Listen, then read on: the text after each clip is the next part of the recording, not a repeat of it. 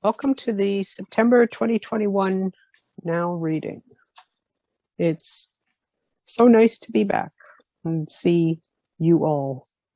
Not that there's a great many, but it's a start. Vera, you have an announcement? The write-in starts next Wednesday at 7, I believe it is. And I am hosting this year, or not hosting, but I am leading the thing this year. So please come, because I don't want to be there by myself. And we all made commitments I think it was July. And I'd like to know how things went. So that's the 22nd. Yes. All right. Clayton, do you want to give your presidential? Thank you, Tessa. I'd just like to introduce myself to the folks here who don't know me. My name is Clayton Vi. I'm the president for the 2021-2022 year. I'm hoping to see a lot of you. I will try to be out for all of the Zoom events for sure. And I did think of something, Tessa. For those of you who are here, just a reminder that Marianne Roach is giving a workshop next Thursday, the 24th. All the information is on the website. So you can take a look. It'd be worthwhile attending. Thanks, Tessa. We will move on to the readings. This month, our theme is Fire and Flood. Fire and flood, and only where the forest fires have sped. Scorching relentlessly the cool northlands. A sweet wildflower lifts its purple head, like some gentle spirit, sorrow-fed. It hides the scars with almost human hands. Excerpt from Fireflower by Pauline Johnson. Thank you, Sue, for finding that quote. So tonight's readers will be Patrick Peotto, Holly Haggarty, and Charles Campbell. Our first reader will be Patrick Peotto, who says he started his career as a litigation lawyer before retiring after 30 years as a teacher and vice principal. Two of his short stories, The Price of Charity and Ghostwriter, have been published online. He has completed 2 Maggie Irwin legal mysteries, Violent Annulments and Defending the Innocents, that he's pitching to agents. He's currently working on a sci-fi thriller entitled Spider in the Attic, about a high school senior who gets the chance of a lifetime to study with her mentor, only to find that the woman has an alien spider intent on finding a new home. Patrick? Thank you, Tessa, and thank you all for giving me the opportunity to read some of my stuff. What I'm going to read tonight is a prologue from an historic fiction novel that I've written, and it's going to seem strange because it's set in 2019, and the connection to our theme tonight is a little tenuous. It happens in Venice, and so therein lies the connection to flood. I hope you enjoy it. I'm actually trying something I haven't done before. I'm going to put my Word document up, so I won't be able to see any of you while I'm reading. If there are any issues, if somehow my camera goes out or something, please someone stop me, okay? Venice, 2019. Tapping a trowel absentmindedly against his thigh, Gia stood in the middle of a bedroom on the top floor of the Palazzo Zeno, staring at peeling paint and discolored plaster on the ceiling. He'd waited decades for this opportunity. A leak in the terracotta roof was as good an excuse as any. These 14th century buildings were in constant need of renovations. But despite being one of a handful of experts in the city, Gia's company hadn't won a contract at this precious palazzo. Until now. Could you be hidden here, he wondered. The place stood empty this weekend, the perfect opportunity to do some after-hours exploring. A shout from the adjoining bedroom jolted him from his contemplation. Come quick, Marco called in Calabrese. I found a secret door. Gia dropped his trowel and rushed through the hall. His heart rate doubled during the short sprint. He closed and locked the floor-to-ceiling oak doors behind him. After nodding at Marco, he strode across the tarp spread over the Trompe Royal hardwood floors to the windows overlooking the canal. Gondolas meandered through the water. Tourists jammed the small sidewalks. Gia closed the wooden shutters and drew the bolts, blocking off all sunlight. 4 high-powered floor lamps provided the only source of light. They shone directly on a patch of Venetian plaster stained dark with moisture. He moved behind Marco while the man poured water from a plastic bottle onto a rag and scrubbed white powder off a grapefruit-sized hole in the wall, revealing dark wood underneath. No mention of a passage in the plans, Marco said. Might have been covered over centuries ago, Gia replied. I've seen drawings of this room dating back from the 1500s. None with a door here. Marco put down the rag, reached into the front pouch of his overalls, and pulled out a cell phone. What are you doing? Gio asked. Calling the owner. You'll have to inform the Heritage Foundation and those pricks from the ministry before we do any more work. No getting around the law. We have no idea where this leads, Gio replied. Go to the bedroom next door. Carlo Zeno probably used it to meet a secret lover. With all the tales about the Zeno brothers, Marco replied, I wouldn't be surprised to find relics hidden behind that door. Now you're being ridiculous, Gia said.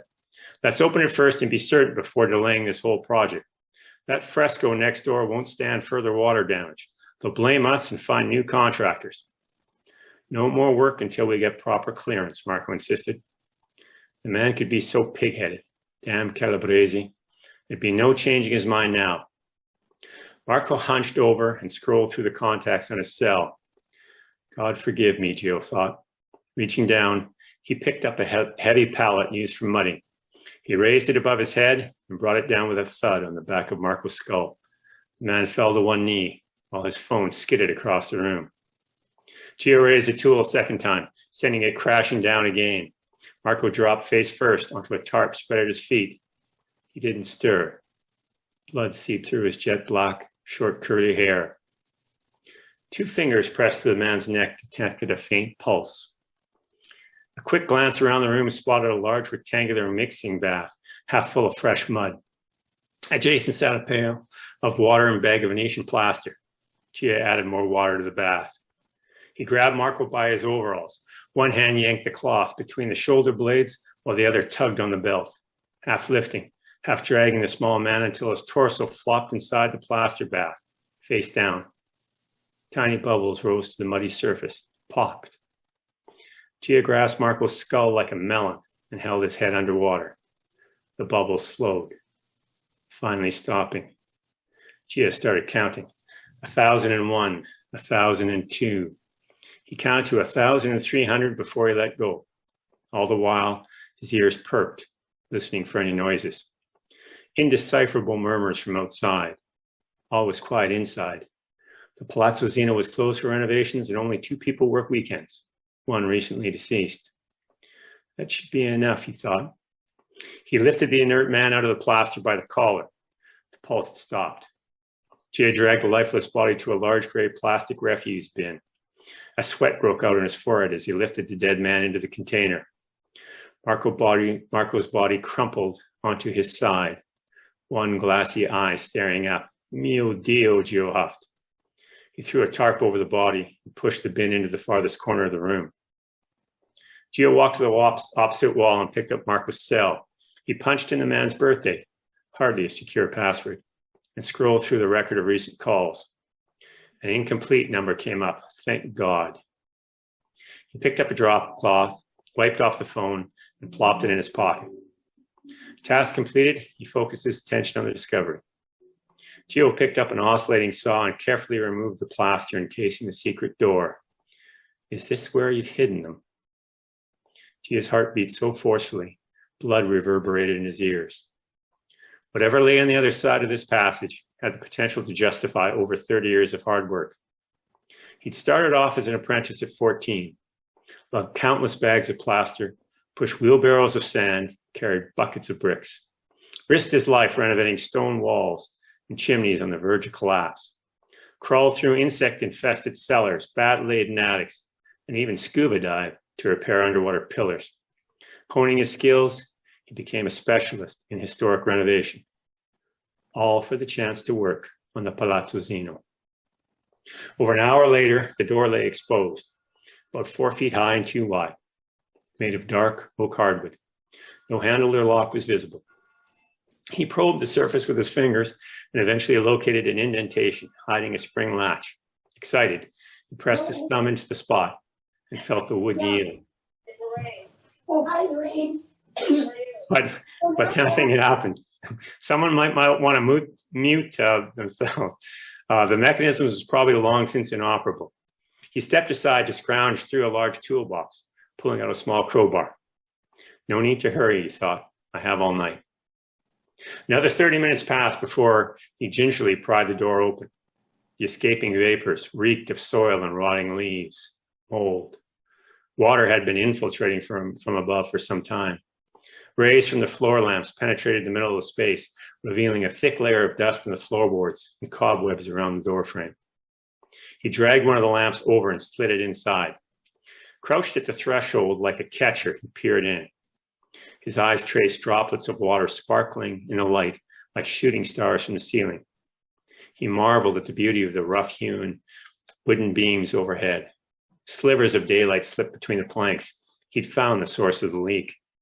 The cavity was about the size of a walk-in closet, 4 feet wide and around 8 long. The edges shrouded in shadows. No sense delaying the inevitable any longer. He crawled into the space. Disturbed particles floated into the light like silt on a sunken shipwreck. A sticky, tingling sensation on his neck indicated he'd run into carefully laid silk traps. He swung an arm to remove several webs and prayed no large spiders or scorpions lurked in the darkness. Angling the beam to his right revealed empty space. He pointed it straight ahead and made out a corresponding door, likely hidden behind plaster in the next room. A passageway, he thought. He frowned. This wasn't a secret treasure trove, simply a discreet way to visit a mistress. Did I kill Marco for nothing? A silhouette on his left caught Gia's attention. He shifted the lamp with his foot. What he saw wedged into the corner stopped his diaphragm mid-contraction. A small wooden chest covered in dust and webs, shielded from the dripping. Gia crawled over and kneeled, as if about to pray. He used a drop cloth to wipe filth from the exterior. The top was arched and reinforced with metal braces and rivets that also supported the sides. A large padlock secured the lid. He gave it a tug, but it refused to budge. The metal was probably fused, he thought. He picked up the lamp and used it to search his surroundings for a key. No luck. When was the last time you were open? He considered using a chisel or pry bar to force the lock, but discarded the idea. Claudia will get in, he thought. That way we can make the discovery together. With no handles, Gia realized he'd need to wedge his fingers underneath each end. Watch your back, lift with your legs. He had no idea how much the thing weighed. It could be full of ancient coins. Or Gia's mental calculations confirmed the chest couldn't possibly contain both of the lost relics. Everything he'd read about the Ark suggested the dimensions were all wrong. But the Grail would fit. Metal stays in the bottom provided enough wiggle room for his fingers. He gripped the sides tightly and lifted. The parcel weighed about as much as a box of books. No gold then. Gia carried the chest from its hiding place into the main room and placed it on a tarp. He looked back and forth from the chest to a large toolbox. He emptied the contents, opened the lid as far as possible, and placed the chest inside. Next, Gia turned his attention to the garbage bin. He glanced from it to the secret room and found inspiration. He went next door, grabbed some thick plastic sheeting and a roll of duct tape. At the foot of the bin, he laid out the sheeting and tipped Marco's body out. It took a few minutes to wrap the dead man tightly and seal the edges with tape. Now airtight, Gia dragged the body into the secret room and stuffed it as far as possible into the back corner. He dug Marco's phone from his pocket, walked over to the window, peered out at the quiet night, and flipped it into the canal. A splash echoed in the canyon of ancient buildings. After jamming the secret door shut, he drove 6 spikes into the frame. He tested the consistency of the watered-down plaster and added more limestone dust. Fiberglass mesh was tacked to the wood and a skin coat of plaster applied. He pulled out his phone and dialed his brother. Hours later, Gio was having trouble keeping his eyes open as he pulled his van into a Piazza in Trastevere, an ancient section of Rome on the west bank of the Tiber, just south of Vatican City. The clock on the dash read 6:54 a.m. He'd made good time after tidying up at the Palazzo. A yawn erupted as he lifted the toolbox out of the back. Gio dragged it clanking down the cobblestone streets to his brother's place. He stopped in front of the brick arched doorway to number 82. Gio rang the buzzer and smiled into the small screen until he heard the click permitting entrance. He pushed open the heavy wooden door, tugged the toolbox up, step by step, until he reached the landing where Claudio was waiting. I haven't slept a wink, his brother said. You think I have? Claudio laughed. You got here faster than I thought. Come in. The two embraced and kissed each other on both cheeks. Claudio was slightly taller and a few years younger. He still had a full head of shortly cropped salt and pepper hair. Gio was jealous. I have to take a piss. You can lug the box upstairs, Gio said as he slipped into the bathroom. He heard his brother swearing as he navigated the narrow, winding concrete steps up to the top floor with his burden. Gio smelled fresh coffee brewing as he came upstairs. Thank God, he thought. He stepped up into a large open space.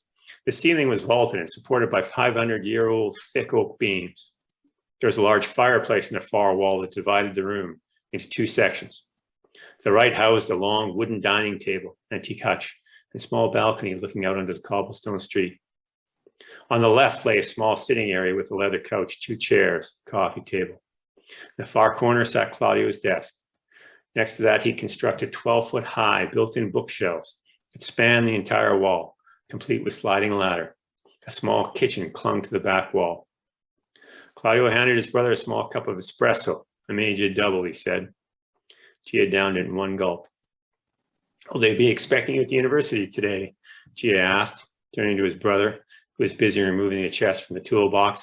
I've called in sick and posted lessons for my students. Claudio pulled out a compact circular saw and made quick work of the ancient padlock. He carefully placed it aside. He used an oversized set of tweezers and something resembling a dental probe to release the latch. The lid wouldn't budge. Using a fine chisel, he gently tapped along the sides, loosening the bond. Once open, he gingerly removed the contents one at a time. Gia strained to look over his brother's shoulder. There were several teak-colored rolled documents, each secured with thin lengths of cord. No holy relics. Claudio slipped on a pair of latex gloves, spread a linen cloth over his dining table, and methodically removed 7 vellum scrolls. Gia's heart sank. He killed a man for what? Claudio pulled out 2 crudely bound books, each with wooden covers, 3 inches of vellum pages, and rough stitching down the spines. He set them carefully on the table. He stared at the contents spread before them, but didn't say a word. Gia knew better than break the silence. Claudio directed his attention to one scroll. He used the tweezers to lift the string and cut it with small scissors, careful to avoid slicing the vellum. A map? Gio asked. Claudio ignored the question and grabbed a magnifying glass. He snipped open the other vellum scrolls and laid them out along the table, hovering over each like Sherlock Holmes while mumbling in Latin. The Zeno book's on my desk, Claudio said while pointing behind his back. Can you get it? Gino recognized the antique tome. On the discovery of the islands of Frislanda, Eslanda, Engrovland, Estiolanda, and Icaria, made by 2 Zen brothers under the Arctic pole. He picked it up and handed it to his brother, awaiting further instructions. Claudio placed it on his lap, flipped to a map, and scanned between it and the charts on the table. I've always doubted this account, he said. This Zeno map is deliberately inaccurate. Does that mean this stuff is useless? Oh, no, far from it. These charts, although rudimentary, may depict an actual journey. The books are probably captain's logs. Claudio shifted his attention, opening each log with the greatest of care. He leafed through, mindful of the delicate nature of the pages. Gio could only observe from a distance. Claudio remained fixated on the books for several minutes, mouthing words as he read. Gio found himself chewing on his plaster-filled fingernails. Finally, Claudio stood up, smiled, and walked over to the fridge. He pulled out 2 large cans of Paroni Nastro Azzurri beer and held one out to his brother. What exactly are we celebrating? Gia asked as he took the cold beverage.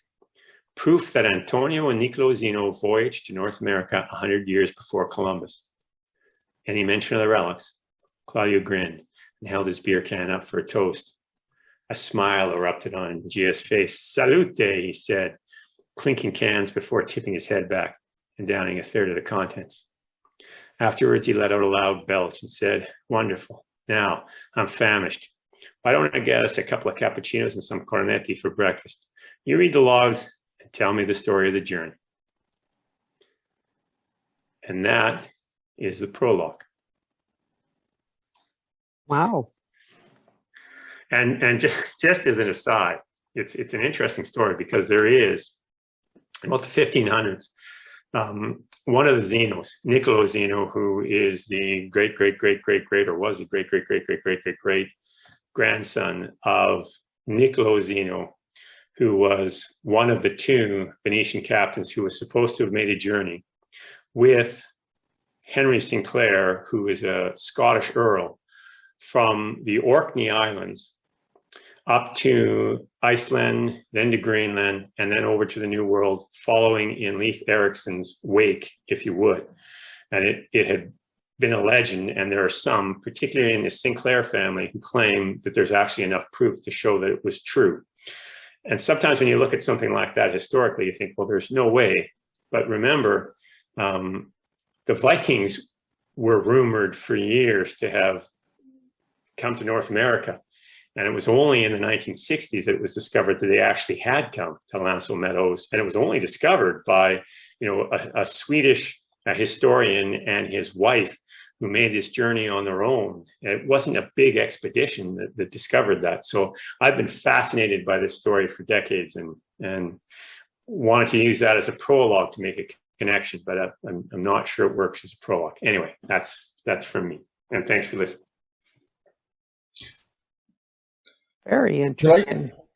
Tessa, could I just add a little something to that? Sure. Just for Patrick's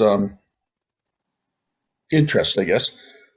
You can actually see, you can't do it from Greenland, but from the Ellesmere Island in the Arctic archipelago, you can see Greenland. So it's really not much of a leap to come to North America from there. Well, it's a fascinating, and maybe if I can discuss it at another time, the technology in looking at the boats and the technology in the longboats, but made that quite a perilous journey also with the prevailing winds. But there are records that suggest the Vikings or the Greenland settlements or even countries in Scandinavia were going to what's called Markland, which is really Labrador, to get timbers, and they would have it in the manifest of journeys, but making that journey in a longboat or in galleys, because that's the suggestion. And I couldn't figure out, why would two Venetian sea captains at a time when Venice was basically at war with Genoa, why would they go on an expedition up to the north like this? It just made no sense. So I've come up with a fantastical story to have it make sense, but that's what makes it so interesting to me, that sort of potential connection between history and fiction. There are a number of claims by various cultures to have reached North America before Columbus, the Vikings being the most well documented. But, you look at similarities in languages of some of the native peoples, and there's some serious thought that some of the Welsh may have actually crossed the Atlantic and the Irish. So, anything is possible. Yeah, we don't know. And of course, on the other side, there are all kinds of rumors of the Chinese having crossed the Pacific and visited the West Coast. So, yeah, Very interesting. So is this finished then? Is the novel finished, or are you still working on it? It's in probably its 8th draft, and it's going to go Draftier? back rework. We'll see how that goes. I'm excited about it. I'm also working on some other projects, and all the while, the neat thing is I'm learning, and it's really fun to learn. And one of the novels that I'm working on right now, I'm working on with my eldest daughter, which has been just a joy. And again, I learn an awful lot. So, and it's great for me to get the opportunity to read to people, and you don't get much feedback when you send. Well, as you send things off to potential agents and things like that.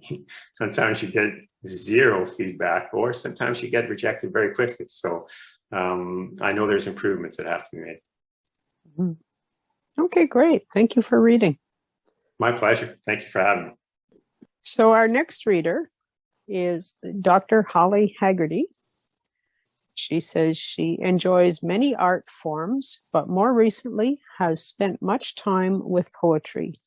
This is partly because over the last number of years, Holly has been working on postgraduate study degrees, but also because these studies involved poetic inquiry as a philosophical method.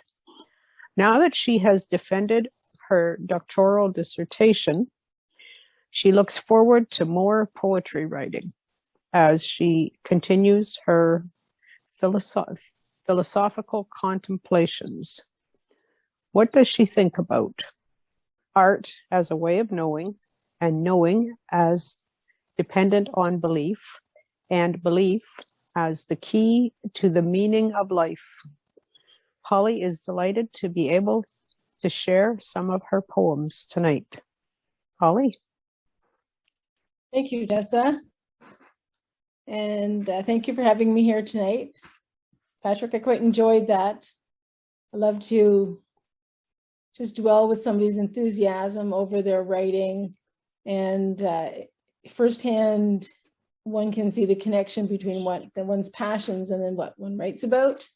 So it was quite enjoyable.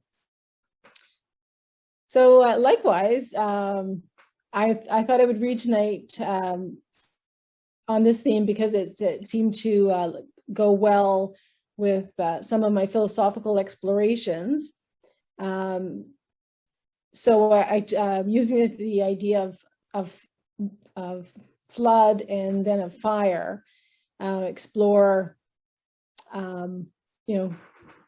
contemplations of what's the, why are we here? What's this all about? So this poetry takes a kind of an arc. It starts off like cosmological, and then it becomes more situational. The first poem is called Fire and Ice. And this is a poem I wrote for a music event that I was asked to connect with the cosmology of our region. Fire and ice. We came by wind, we came by water, we came by land, we came with fire. Lightning flashed and thunder crashed, and a mountain burned as a world was forged.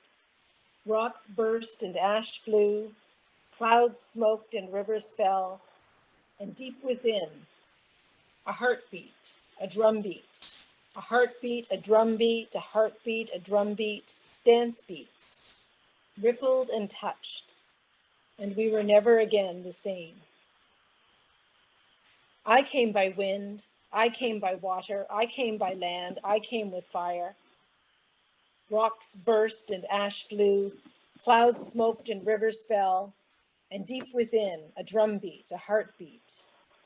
My blood flowed like a river and carried me here to the mouth of your lake, to the curl of your bones, to the valley between.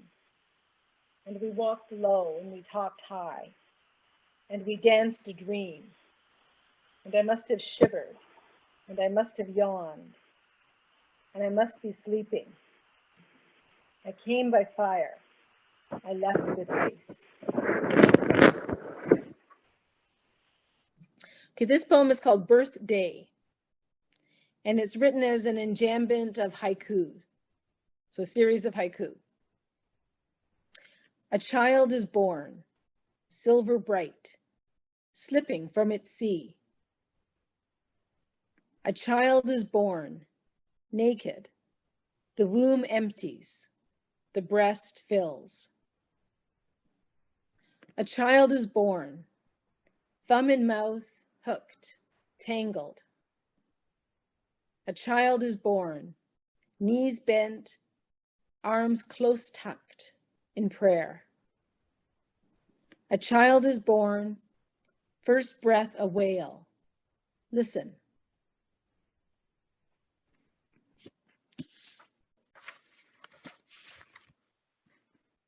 And this poem is called On the Day I Am Called. On the day I am called at the wakening sigh, I will hasten outside to follow the echoing, beckoning tide. And the cape that I'll wear will glisten and glow from myriad droplets of glad, teary stars that will rain from the sky. On that day, my cape will be made out of prayer. And under my cape, I'll wear a white dress, and the fabric will flutter, caressing my legs and the curve of my back, my tresses undressing as over and over I'll spring and I'll spin. On that day, my dress will be spun of the wind. And under my dress, I will wear paper feathers, brushed softly as sunshine and lightly as breath, so holy the hymn of my skin. On that day, my skin will be sprung out of song. And under the feathers tucked under my breast, what will I wear but a round silver bell, which will ring out my love for thee, O my joy. On that day, we are blessed.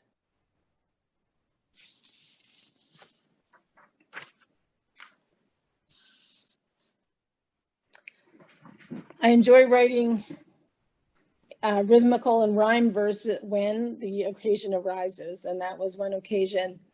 That was pretty much a found poem that I couldn't sleep one night, and finally I just got up and wrote out the poem because it was keeping me from sleeping.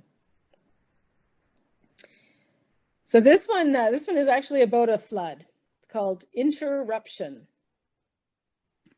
One wet epoch, a river erupted and ran off in a new direction, carrying with it the unfastened, rubber boots, diaper pails, address books, brooms, glass clippings, gravel shoals. Abandoned, the old river dried, and memory of it slowed and hardened. Place names and road signs and backgrounds of photographs, archived, history, herstory. My childhood was built on a ravine, evidence of poor peripheral vision. And once, after a summer storm, our basement flooded, and so did our yard. Oblivious to apocalypse, we children splashed and played. Today I found a run-down river. Signs warned of mudslides, nettles, and poisoned ivy. Yet foot trails and bike treads and jettisoned trash testified escape. Why do I cling to flotsam, even as the rain falls, and the earth swells, and the river spills, and my footprints run away?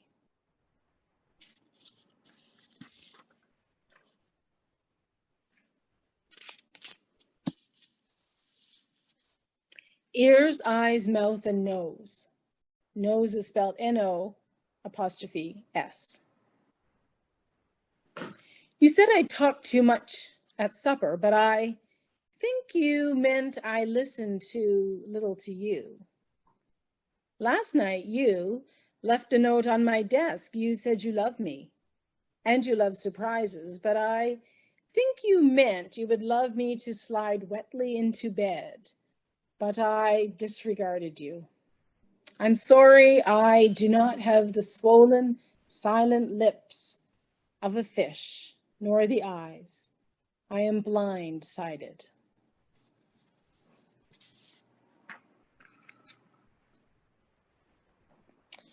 This next poem I wrote on a trip to a poetic inquiry conference in British Columbia in Vancouver. So I spent a lot of time in the forest, which was right on campus. And I'd never been in such a forest before. Voyeur. So this poem is a combination. It's about the forest experience, but also about the experience of being with people who have magnificent visions of what poetry can accomplish. Voyeur. The forest beside the sea is big and dark and wet and thick and full, but I slide in like a tongue slipping between closed lips. And the forest, indifferent as a queen, gives me leave. For though I am foreign, I am nothing here. And the forest is too beauteous to pay me mind. And so I just watch and see that here in this big, dark, wet, wide as whale belly are the trees. Shaggy bark trees, peeling bark trees, scabby bark trees, trees with bark ridged old as brain, trees with bark worn smooth as flesh. These trees here, they lumber up on burly legs, heave their massive trunks skyward, then vault their hefty, languid arms. And from the canopy, spry vines cascade downward, streaming wet, for the rain rains always in this forest by the sea, but not to be undone. Lianas entwine their beefy ropes round and round, wrestle with the matriarchs, resist their ancient strength. Meanwhile, in the dim underbelly of the forest queen, fat-lipped rhododendrons swell into courtly quartets, and frothy ferns kick their way into hollows, and houseplants, freed from the garters and halters of plastic pots, scurry, scramble, pile one atop the other. And throughout this moist chamber, invisible flowers sigh, sweet as sugar, in whorls, soft as fingertips, as bird bug choir buzzes and burrs and bells. In this place where leaves hang heavy, dripping and drooping, and large as my hips, my belly, my bosom, what do? I do nothing but stare with cut glass eyes, while my puny heart putters in its thin tin shell. Oh, that my heart might grow to bursting.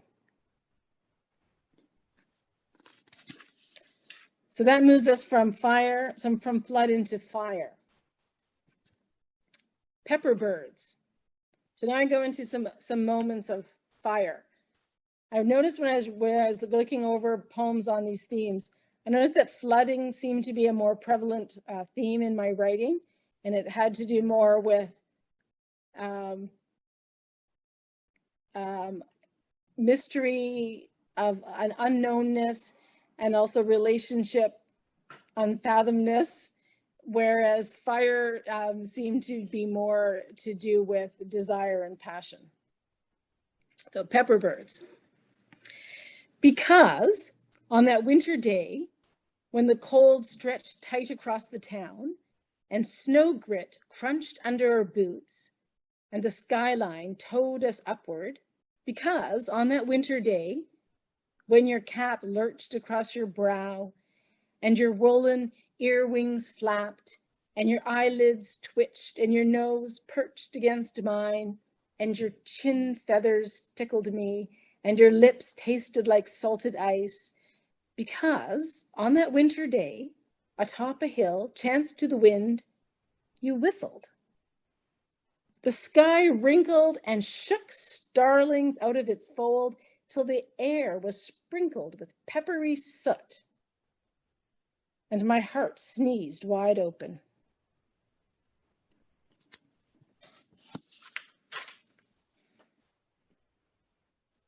My husband is a Celtic musician, and so I hear a lot of reels and jigs. Jigs have a count of 3, and reels have a count of 4. And a lot of our poetry, if we do write in rhythm, tends to have a count of 4. But I always wanted to write something that was in a count of 3. So finally, I wrote one. This is called The Cowslip's Jig.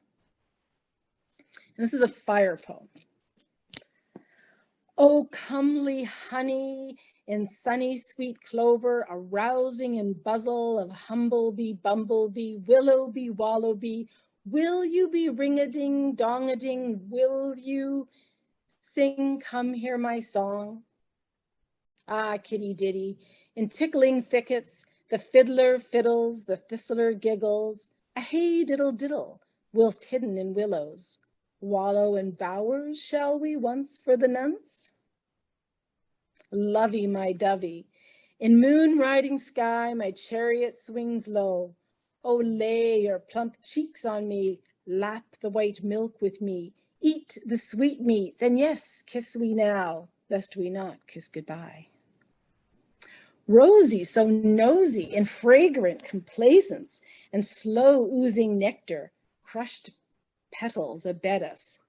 Hence hush-a-bye, baby, swing in your tree, cozy and dozy and fluck adrift free. So one more poem. This last poem brings together flood and fire, a theory of endless return. This poem is written in alternating sections. There's 5 sections. So it has some philosophical sections and then some followed by narrative sections. It starts off with a philosophical section. Do you think that people grow into their names? Does the incessant susurration of one's name from birth on serve as fertilizer, like the ground mulch that causes Queen Anne's lace to be dainty, anemones to shy away from the heat, and buttercups to drip with yellow? Does that constant sotto voce, I am, or the clanging, clattering, nattering for that matter, you are, act like training wires, point the direction? Or rather, is it like hedge clippers, obliging one to take the name of one's nomenclature? What comes first, the name or the topiary? Would a rose by any other name cut as sweet? Yesterday it rained again and we stayed indoors, pent up, no place to put our differences. Our moods darkened, then burst, and we pelted each other with rough clouds, lashed at each other with squalling words and sewer debris, hardly letting up even when the rain outside subsided to drivel. When it's low, I can ride my bike right across an islet of rocks into the woods to the other side, where dirt paths, narrow and silent, meander. But yesterday it rained again, and the bushes soggy, so I stand at water's edge and listen to the wash of water as the river carries away the storm. Do you suppose that for every cloud there is a silver lining? That for every storm there is a quiet prayer? For every long trudge uphill there is a free slide back down? For every torn hem, there is a helping hand. For every teapot with a broken spout, there is a spray of violets on the windowsill. For every dead mouse under the sink, there is a murder of crows praising the dawn, for the cracking of the egg in the frying pan, for the new day sunny side up. Today is the first hot day of spring after weeks of cool, cloudy weather. As if the season's greenery has been held back at the entrance gate, impatiently gathering momentum. And today, finally, yes, the gate's been opened and the flowers have burst out. Dandelions, anemone, buttercups, wild roses, wild carrot, clover, cowvetch, pushing and crowding the fields, vying for space in the sun. And the bees come stumbling after, careering among the flowers like drunkards at a summer fair. And just across the street from my house, a crow, perched atop a chimney guard, stamps a drumbeat, while up on the hydro line, a starling flaps his wings and thumps his chest in syncopated jazz as a chorus of butterflies flutters by. I clap my hands with joy, thinking with wonder that this moment, this miracle, this symphony might never happen again. You know, all I want is to know, to reach out, to touch, to feel that you were there, that you feel my touch, that you feel that you are touched, that I see, that you see, that you reach back to me to feel that I am here, that I feel your touch, that I feel that I'm touched, that you see that I see, that I reach out to touch you, you know?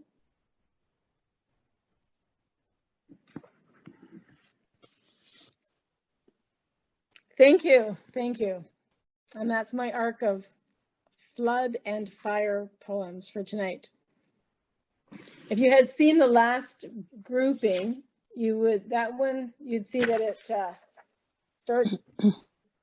there's quite a lot of visual connection to what I was writing, which I couldn't, you have to guess at from the tone of my voice. Anyway, thank you. Thank you very much, Holly. That was very interesting. A wide range.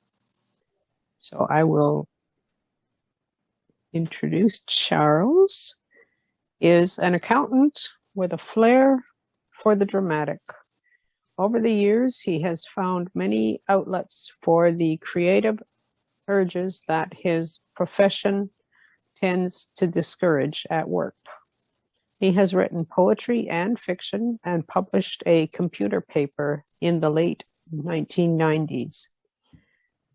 Definitely Superior Art Gallery exhibited his photographs in 2 2019 shows. He has had 3 10-minute plays produced in Thunder Bay's 10 by 10 Play Festival. A longer piece was also workshopped with a public reading. In August, he directed and acted in the festival in another playwright's work. Some may say he lacks focus, but to quote Picasso, if you know exactly what you are going to do, what is the point of doing it? He is here tonight as a writer of fiction. Welcome, Charles. Thank you, Tessa. And so, as with it sounds like all of our readers tonight, we all had some pieces that we were looking at, and we wanted to make sure that we somewhat followed the theme, but did a little maybe shoehorning to make that work. And to wit, my shoehorning has been along the lines of the fire, brimstone, floods, and disasters that are not at all natural, but are regularly occurring in the business world. I've given into my darker accounting side, and I've been working on a novel lately that is set actually in the business world. And so I'm going to read, depending on how we do with time, the prologue and maybe a little bit of a later chapter, or maybe just the prologue piece of something. Right now it's called A Professional Style. We'll see what, if ever, it is in published form, but it is moving along. So in terms of what you're going to hear, it is a book about boardroom and back office and administrative and accounting politics. It's got some darker themes that run into it in some versions, not in others. So we'll see how many of those themes go through. And the launch of the book with the beginning part actually is something that I submitted to the e-writer program and got some feedback from Terry Follis on. So you are getting the less passive, more active, hit you where it hurts right when we start off version of this. So there's not a lot of easing you in. We're going to start in the middle of a boardroom battle. If you think you can just saunter in here and steal this company, you're underestimating me and my team, Rebecca snapped. It confirms what I've always suspected. You're not nearly as smart as you and your disciples think you are. Susan Young knew when she signed on to working for a small clothing chain, it would be demanding and full of challenges. What she hadn't expected was to be in the middle of a fight for the company's life in her first year at their head office. But there she was in the boardroom with Rebecca White, the acting CEO of P&R, the person who hired her and the mother of Jake White, Susan's partner since university. Rebecca wore her trademark professional business suit while unprofessionally yelling and pounding the table as 10 very nervous directors took in the battle going on in front of them. On the other end of the imposing mahogany oval was Neil Strong, a heavyset man in his late 50s who was not used to being interrupted. Strong had shown up at the meeting, having been invited by a senior shareholder. President of the Status Group, a conglomerate representing over 450 stores across Canada and at least 25 more in the US. He came in with his offer to buy out P&R in the wake of the death of its founder, Peter Redmond. He sat forward in his chair, glaring at Rebecca, furious that she was so convincingly fighting to keep the business out of his hands. Neil had a reputation for walking into a room with the cards already stacked in his favor, but this was one negotiation where he'd been unable to set the agenda or steer the discussion in the ways he wanted. This offer gives each of you what the shares are worth, and it'll bring this chain into a group with real buying power.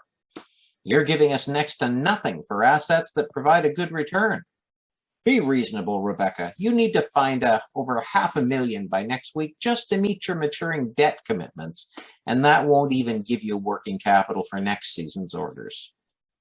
We can raise the money. Our credit is good, and we just came off a very strong spring. Not what I've been hearing. Well, then maybe your little stoolies don't have all their facts. You know, last month we used projections without franchise report numbers.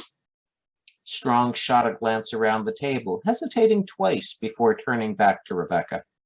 Even if you get a bit ahead right now, you're in no position to compete with so many of the American chains coming north. We're better at dealing with them than you are. I hear your forays south aren't doing too well. Dealing with threats requires leadership, not boardroom politics. You can't make it without me. Just admit it. Take my offer and we can move forward. It's always about you, isn't it, Neil? Rebecca, this is business. It's not personal. The hell it is. It's always been personal when it comes to us. Peter would have seen the merit in this offer. Peter would have spit in your eye and locked you out of the building. If he was still alive, you wouldn't be circling like a vulture trying to fool people into taking this pitiful offer. With all due respect, this offer, Rebecca closed the offering document and rose to her feet. You have no respect for me or my company. You made your pitch, and now it's time for you to go. I was invited to attend. My offer deserves consideration. Trust me that your offer will get as much consideration from this board as it deserves after you leave. Strong stood, gathered his notes into his briefcase, and headed to the door. Susan noted a sag in his posture when he heard Rebecca say behind his back, Gerald, will you be moving that we accept the offer? And is it Aaron or Jason who will second? The meeting went predictably from there. Gerald Martin moved the offer with Jason Lewis seconding. Both spoke in favor of the offer, but they were just restating the arguments that Strong had made in his proposal. Aaron Silver didn't speak either for or against the offer. Susan decided he'd once again missed the opportunity to play a part in the meeting. Predictably, the motion failed with only 2 votes in favor, those of Gerald and Jason. The motion defeated, Rebecca called for a break. Let's all take a little time to calm down before we get to the business of running the company. She called Susan over and confirmed her intent for the next stage of the meeting. Aaron voted against the buyout, so I can't ask for his letter, at least not today. Susan headed out of the room into her office to get 2 manila envelopes with the letters she'd prepared at Rebecca's request the night before. She came back, handed them to Rebecca, who tucked them under her meeting binder. Rebecca smiled, took a deep breath, and called the meeting back to order. First order of business, now that the buyout's behind us, I plan to invoke the shotgun clause of our agreement based on the willingness of 2 board members to sell their shares for 50% of the book value.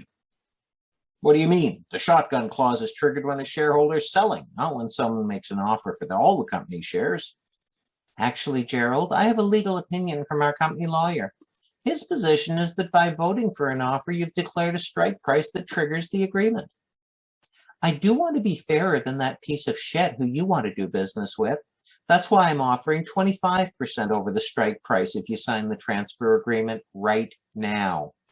Susan will witness our signatures and arrange for the payments to be processed. This is crap. I won't sign.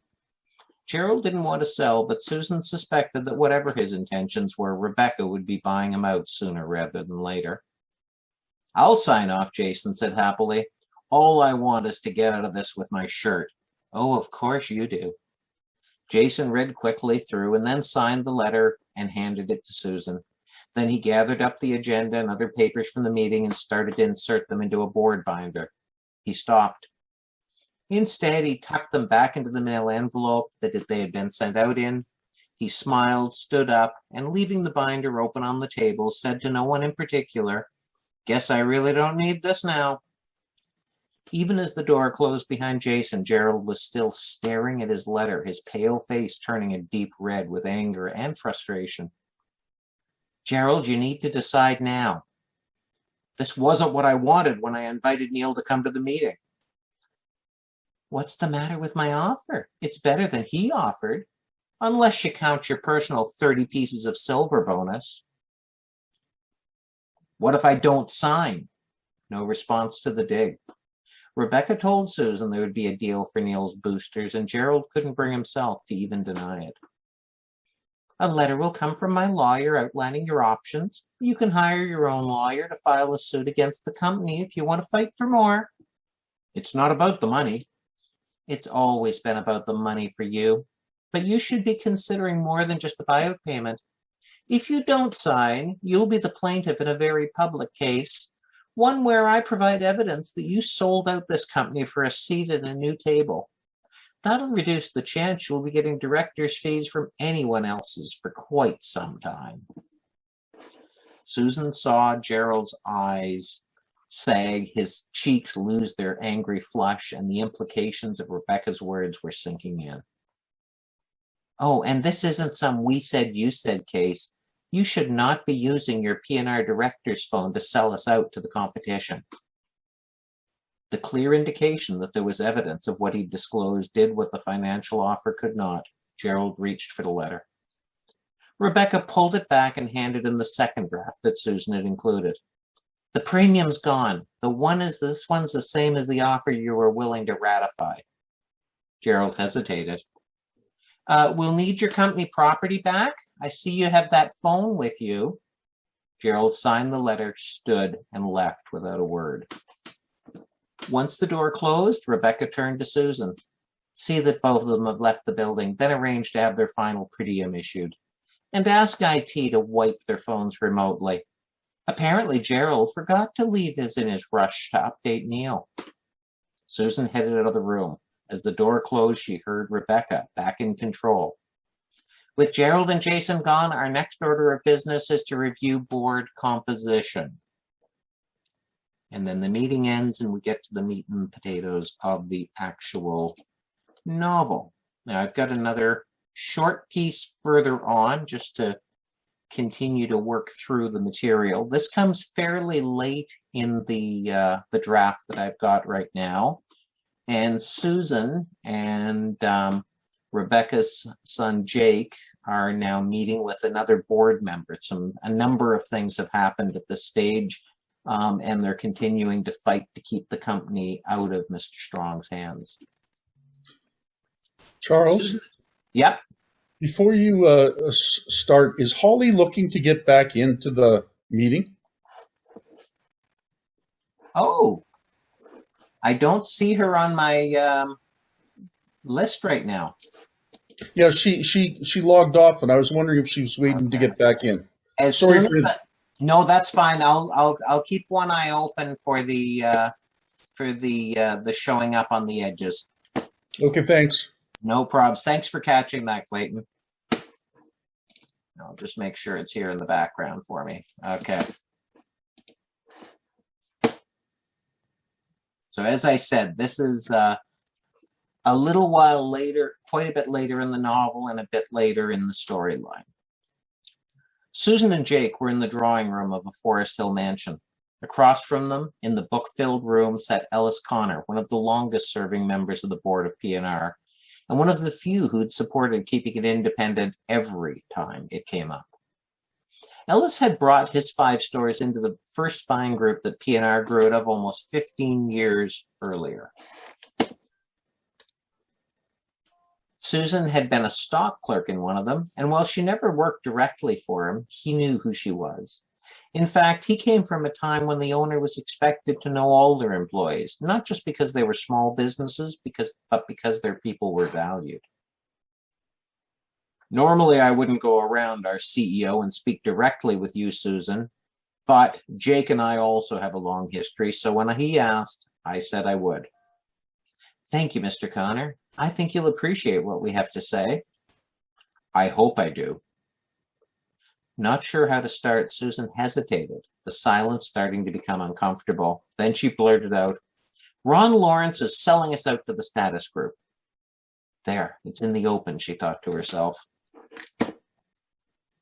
I know that. Given our financial situation and how your marketing plan's been performing, we don't have a lot of choice. But he steered the plan to do that. Ron Lawrence has been a loyal CEO of P&R, and has had years of experience in retail. I'm shocked that you'd be so unprofessional as to bring forward incendiary accusations. Susan pushed on.